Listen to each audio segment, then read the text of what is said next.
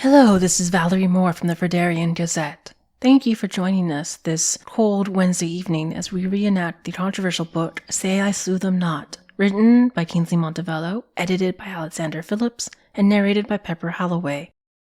If you've enjoyed our program so far and want to support independent journalism, please donate to our Ko-Fi at www.ko-fi.com/The Gazette.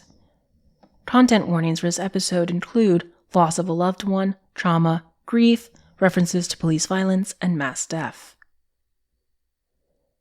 This program has been sponsored by Hussein's Photo and Album Shop. There's no greater gift for a loved one than capturing that special moment. Come to Hussein's Photo and Album Shop and we'll beautifully record and display your greatest moments. Since we know pets are part of the family, we'll give you a 50% discount if you want a photo with your pet. We now pass the mic to Pepper Holloway, who will be reading Hundreds gather in Founders Square to protest the trial and the police's conduct on Siegfried's Day. Margaret Leland's letter to Terry McNair, October 5th, 1829. Commander McNair, I am saddened to tell you this will be my last official report to you. I am resigning from the IFM. It is a decision that will haunt me for the rest of my life, one I must make for the sake of my child. What should have been a simple protest turned into a massacre. Siegfried's Day, as we are calling it, was the result of a reckless disregard for preparedness and Heavian overreaction. Siegfried acknowledged that protest the inequality of Heavian elections on election day would incite a strong response, but he was dismissive of its potential scope and severity. The ILA has organized mass demonstrations before and gotten away with arrests, some wounded, and a handful of dead. Siegfried did not expect the September 28th demonstrations to be any different. He didn't expect everyone in the ILA to die. Although there are no bodies, we confirmed through witnesses that Siegfried, Ernest, Asia, Gary, and Sean are dead. We are still looking for Kingsley, although I doubt he survived. As of now, the ILA consists of myself and Devin Tossier. I am staying in Bear Castle long enough to help Devin stabilize the situation, but after that, I'll be returning to Furdurn.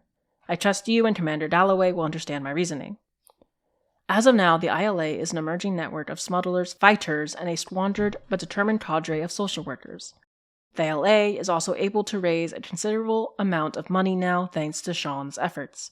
Despite his flaws, Siegfried was able to mobilize a large gathering for his protests on September 28th all over the country, so there is a strong capacity for mobilization. I will admit it's impressive considering that the Etatel are a severely repressed minority within Hiva. They do not have the local benefits and support the IFM has in Tilbraga. Unfortunately, their leadership has been wiped out. Devin is a good Etatel, but at this moment he is not a strong enough leader to pull the ILA from the abyss. His grief and guilt cloud his judgment, and he doesn't have the stomach to fight an active war. He is considering traveling to Furdurn with me. If he leaves, the ILA will have no one except for Heron. He failed us before. I don't have much faith in the ILA if he takes over again. Commander Dalloway is right that there's potential here. The leadership were fast learners, especially the Childers couple who were murdered on September 28th. I do not want my harshness to be read as disparaging the efforts of the ILA leadership. They could have been talented leaders, but most of them were inexperienced and took needless risks. Sean and I struggled to properly guide their efforts as fighting in a city is different from fighting within the rolling fields of Tilbraga. I take some responsibility for September 28th. Sean and I could have adapted faster and been more forceful with Siegfried. We may have let our fondness for several members of the ILA get in the way of our responsibilities. All of this only becomes clear in hindsight. Overall, the rank and file are good fighters, still well-disciplined, and are enraged by the last massacre, but the leadership is shattered. It would require either yourself or Commander Dalloway to save the ILA, and you both are needed in Tilbraga. It is my professional opinion that the ILA should be written off as just one more failed insurgency. We do not have the time or resources to pick new leaders from the rank and file, and they will be too inexperienced if they nominate themselves. We are close to victory in Tilbraga. We cannot afford to distract ourselves by rebuilding a suicidal organization in Hiva. We will only know victory when the Heavians are driven from our lands by our people. Anything that occurs in Hiva itself is a sideshow. I have attached a letter of introduction between Queen Tasneem of Atamik and whoever you select as my replacement. It explains the situation and my assurances that my absence will not affect our business. If you will allow me to be bold enough to name my own successor, I nominate Philip Edwards. He is a native of the Atamik foothills and has served me well for many years. It has been an honor serving with both you and Commander Dalloway. Thank you for the faith you placed in both me and Sean. Serving with the IFM has been my proudest achievement, second only to my child. My only regret is that Sean died in foreign land. I hope when I see you again, it will be in a liberated Kilbradra. Very respectfully, Commander Margaret.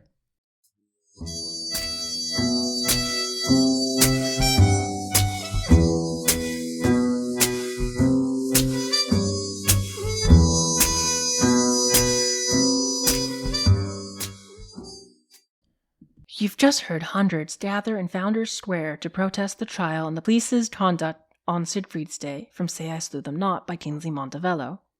Tonight's episode was read by Pepper Holloway and was sponsored by Hussein's Photo and Album Shop. We'll capture your best side every time. Be sure to follow us on Instagram at Fredarian Gazette and go to our website www.thefredariangazette.com for episode extras. Join us next Wednesday at 5 p.m. for episode 21. The Cross-Knit Church sends their holy assassins, the Ashakanai, to Berkassa.